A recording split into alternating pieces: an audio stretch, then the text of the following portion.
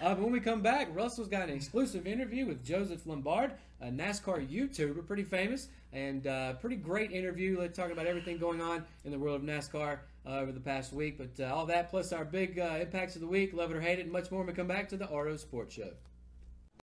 Welcome back to the RO Sports Show, and joining me now over the phone is Joseph Lombard from Lombard Bros Gaming, aka Into SC4R on YouTube. Joseph, thanks for joining us today. It's been a pleasure. Thank you for having me on.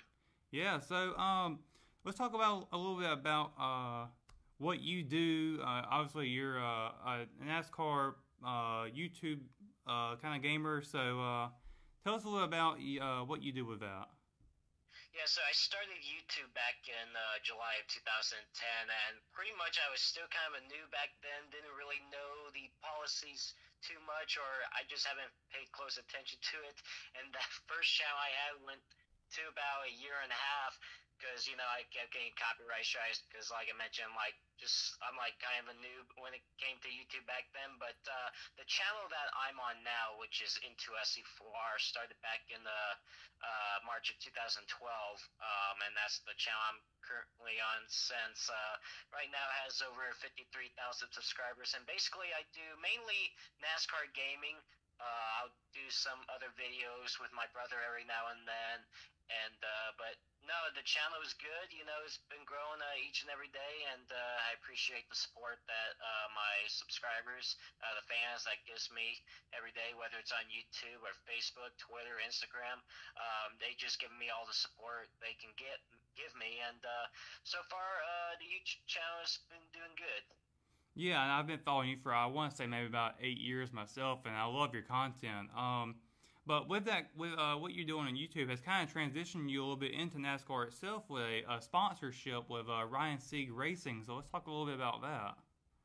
Yeah, so Lombard Bros Gaming got started, I would say, somewhere in the middle of 2015, but it really became official in early 2016. It actually got started by my father, and he helped create this business. And unfortunately, since he's not here anymore, we wanted to continue to run the business. My mother helps me out with the financial side and the main business side, and my brother Zachary and I, we just do all the gaming content, the streaming, and the YouTube content for that channel as well. We run mainly the social media sites as well, with my mother running the main website, LombardBrosGaming.com. So basically what Lombard Bros Gaming is basically it's a place where, unfortunately we have kids or young people facing rough times each and every day, whether it's with school or back at home, and thought they needed a place to relax, chill, and have a good time. And so we basically run these fan participation live streams from Monday through Friday for about 3 hours a day. And basically we do online gaming where we can where we allow anybody that all age, all skill level, just to come on and enjoy, to get away from the rough times they're going through for a little while, and come have some fun with us and make some friends, and just mainly just have a good time. Now the Ryan Sieg sponsorship thing got started basically my brother and I we were flying back from Daytona 500 weekend. We just landed back at home when I got a message on Facebook from a friend of mine that actually knew the race team pretty well.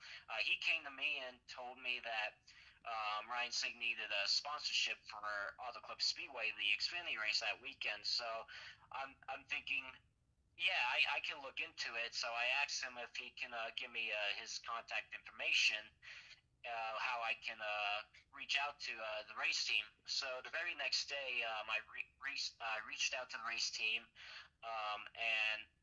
and told them that if you guys need a sponsor for Auto Club Speedway, I'm more than happy to help you guys with that. So the next 2 days we were working it out, and we actually made it official. It didn't take that long at all. We made a good deal out of it, and yeah, officially Lombard Bros Gaming became the sponsorship for Ryan Sieg for Auto Club Speedway.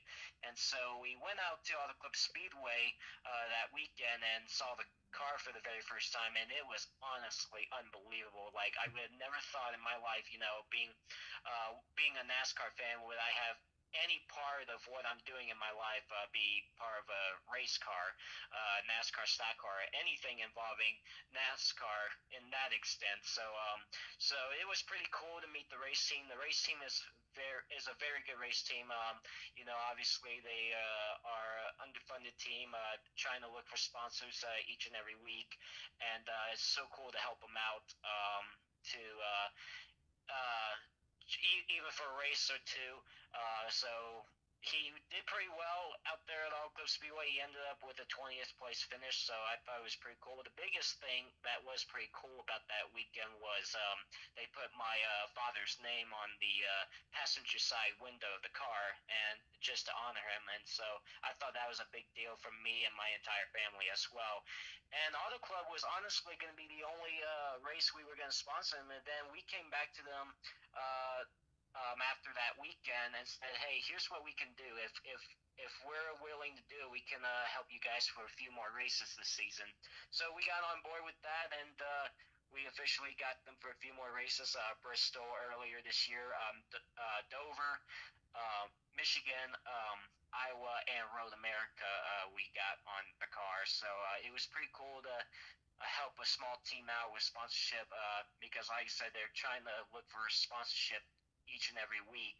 And so it was a pleasure to have Ryan Sieg Racing, to have Lombard Bros Gaming on the car. I got to thank them so much for the opportunity and the support. I know they think the same way for us as well, that they're appreciative of that. And I appreciate even the fans have been supporting this entire deal as well. And we're thinking about working out in 2019. We're not sure yet what's going to happen in 2019, if we're going to work with them again, but we've been talking about it, and hopefully we can work with them again in the future.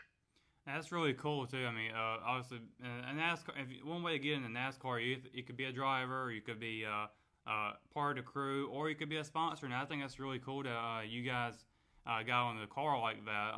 There's all different kinds of different ways you can get in NASCAR, and it's really cool. So kind of transitioning over a little bit, let's talk a little bit about that Road America race that Ryan Sieg was in, that last one there, where he actually led a couple of laps in that race, didn't he?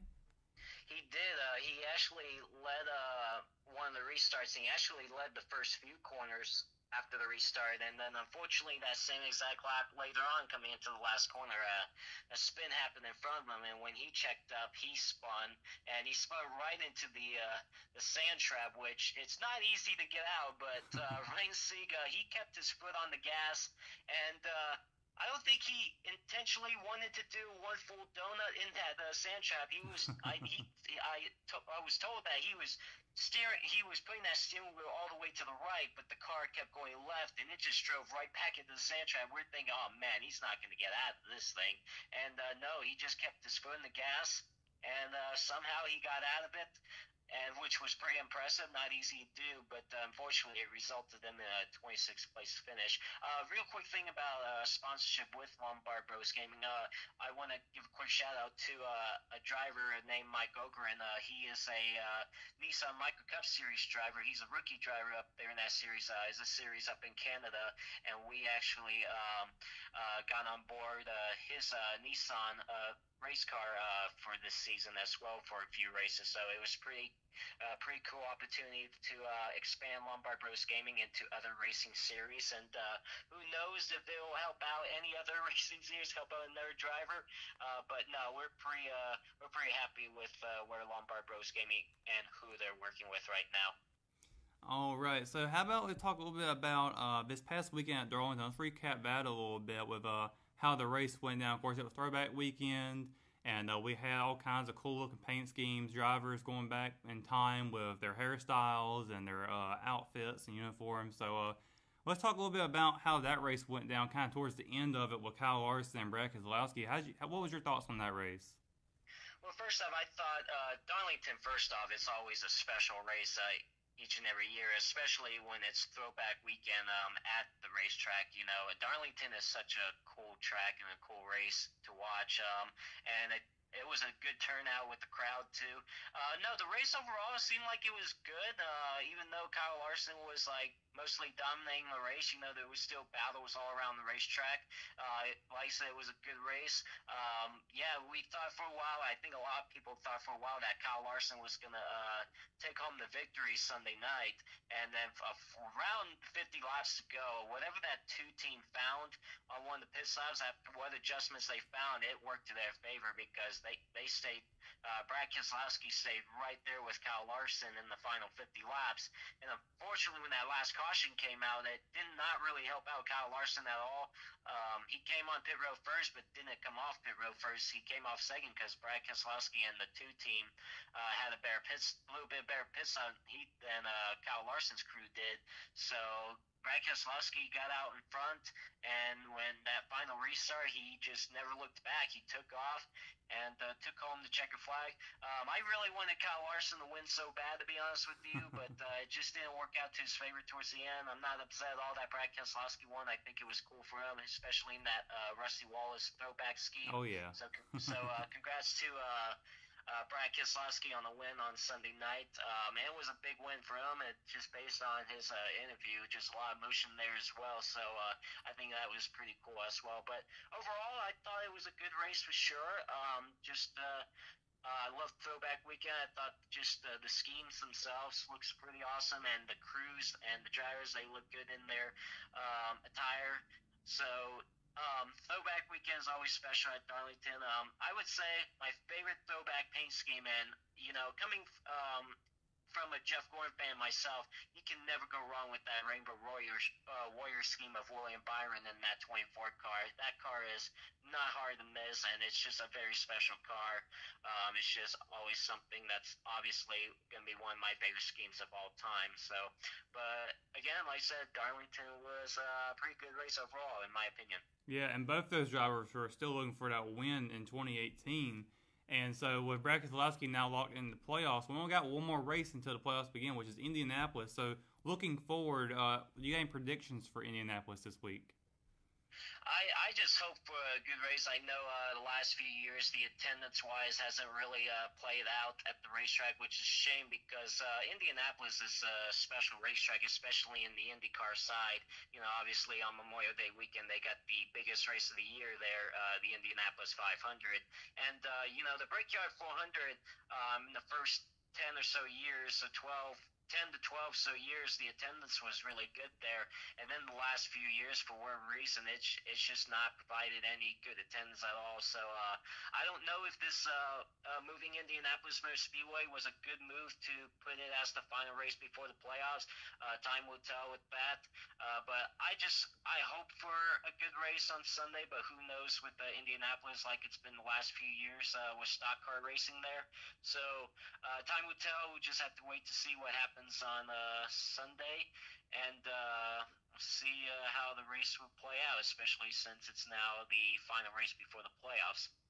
And speaking of the playoffs, any predictions on that? Who do you think might make it to the Final Four? Of course, we're still trying to figure out who's going to be that last one to be locked in. Of course, there's like two of them at the very bottom. So going forward into the playoffs, who do you expect to see kind of in that Final Four there? Well, you can't go wrong with the big three drivers that they can definitely go all the way to the Final Four. You got Kevin Harvick, who's got the most wins this season. He's been really strong. Kyle Busch, he's leading the regular season points, and I feel like he's going to most likely lock up the regular season championship. He's been strong this year. And Martin Truex Jr., obviously, Furniture Row Racing is shutting its doors. Announced yesterday that they were going to shut the doors after this season. So that's very unfortunate too. Yeah, I wouldn't be surprised if we see him in the Final Four. He's defending champion, and he's got some good racetracks coming up that he could definitely get there. And the fourth driver, honestly, I wouldn't be surprised because, there's some good, if he can make it this far, he's got some good racetracks in that in that round of 8, and then of course going into Homestead Miami Speedway. But I would love to see Kyle Larson to make it into the Final Four as well. So because you got a mile and a half racetrack at Texas Motor Speedway in the round of 8. You got Phoenix in there. He's been strong there a couple of times. And, of course, Homestead Miami Speedway, just him at mile and a half racetracks, he's been really good. So I feel Kyle Larson can be a Final Four driver as well. Yeah, I agree with the big three for certain. Although I might say after this past Arlington race that maybe Brad might give Kyle a run for his money a little bit. So maybe a toss-up between those two could be in the works for that. And yeah, you brought up Martin Truex Jr. His team, Furniture Row Racing, they're shutting its doors after this season. So any thoughts on that? It's just a really big shock. I mean, how many times do you see a NASCAR race team win a championship one season, and then after the next season they're shutting its doors? That doesn't happen at all, and it shouldn't happen. It's a shame. I feel like Furniture Row Racing has really come a long way since when it first started in 2007. From going from nothing to winning a championship last season, especially for a one-car team for the most part. It's just really a shame and a shock to hear this news yesterday. I mean, a couple months ago it started to become a rumor, but throughout the weeks it was really possibly starting to become a reality. But I was really hoping for good news that they found a sponsorship for next season that they can continue their operations. But unfortunately, we got the sad news that Furniture Row Racing will no longer be operating after this season. So it's a shock to the NASCAR community, that's for sure. It's a shock to me, and the question was, where was Martin Truex Jr. going to go? And then a couple hours later, it was announced that Martin Truex Jr. was going to go to Joe Gibbs Racing for 2019, and most likely definitely going to that 19 car, replacing Daniel Suarez. So definitely a couple of big news yesterday, that was for sure. But all the employees from Furniture Row Racing, unfortunately, they're going to have to go out and find some jobs, and I hopefully whether it's involving NASCAR or something else, but I do wish everybody in Furniture Row Racing, all the employees there, the best of luck in their future. And I think what would be pretty cool if somehow Martin Truex Jr. can go off with this racing with a bang within their championship this season. It can happen. He's been strong this season. The last few weeks he's been kind of on a slump, but I feel that team can turn their luck around once playoffs come along. But again, Russell, it's just a big shock that Furniture Row Racing is going to be done after the season. Yeah, I agree. It is a huge shock, and especially across the entire world of NASCAR to see that happen. Real quick, do you know what do you think will happen with Daniel Suarez getting moved out at 19? Where do you see him going from here on out? Well, obviously there's a couple options, so like 2 or 3 options. Obviously the one car is open after this season, with McMurray, whether he's retiring or going somewhere else. Kasey Kahne obviously retiring after this season, so that 95 car is open. And then Kurt Busch, he got the win a couple weeks ago at Bristol Motor Speedway, but he's still they still haven't decided where Kurt Busch is going to go next season. So that 41 car could most likely be open. But, if I happen to choose one of the teams where Daniel Suarez is going to go, I wouldn't be surprised that most likely he's going to go in that 95 car, replacing Kasey Kahne, go to Leavine Racing family. But who knows where this silly season is going to go. Obviously, a lot of big changes throughout the season that's going to involved in 2019. So time will tell. We're just waiting for some more announcements before the end of the season. But I feel Daniel Suarez, he'll still stay in the Cup Series, but obviously he won't be involved in the Joe Gibbs Racing anymore. All right, Joseph, thanks for joining us, and I hope the weather's good out there in California for you. Oh, the weather's been good.